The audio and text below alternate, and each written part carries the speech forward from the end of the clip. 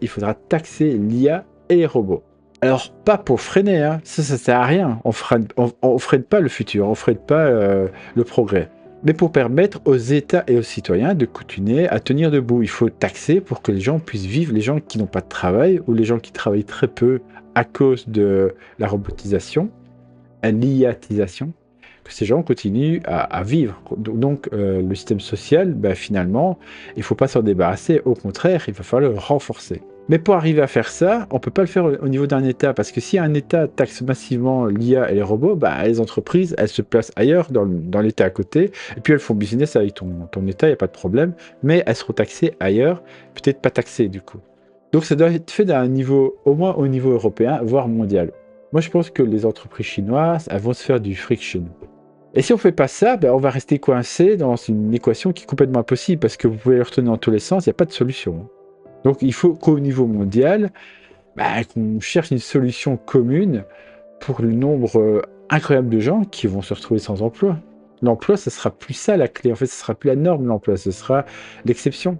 Sauf certains emplois qui vont rester. Mais je dis globalement, on va pas tous être infirmières, quoi. Et encore, les infirmières robots, ça arrive, hein. Donc, toujours moins d'actifs pour toujours plus de retraités. On peut éventuellement taxer l'IA importée. Par exemple, les web services américains comme OpenAI, on peut les repérer, ceux qui rentrent, et les taxer. Bon, c'est faisable. Il y a moyen de trouver des choses en place, mettre des choses en place, des espèces de proxy par pays. Enfin, il y a des solutions. C'est faisable. Comment on va taxer les IA open source? Parce que ça existe aussi. Moi, je peux acheter un ordinateur assez puissant et faire tourner mes IA dessus. Là, il n'y a personne qui le voit. Pour les robots, je pourrais acheter des robots qui, de façon... personne ne le verrait non plus. Donc, vous voyez, c'est compliqué, hein. Même taxer l'IA et les robots, c'est pas si simple, hein.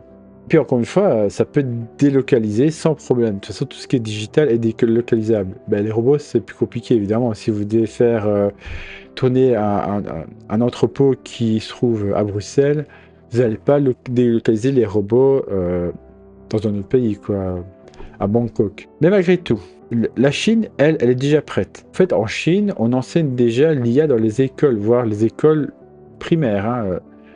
Ils ont des cours et ils ont une initiative qui s'appelle IA+, qui vise à intégrer l'IA dans toute l'économie réelle. Et ça vient pas de commencer, c'est déjà depuis l'année dernière.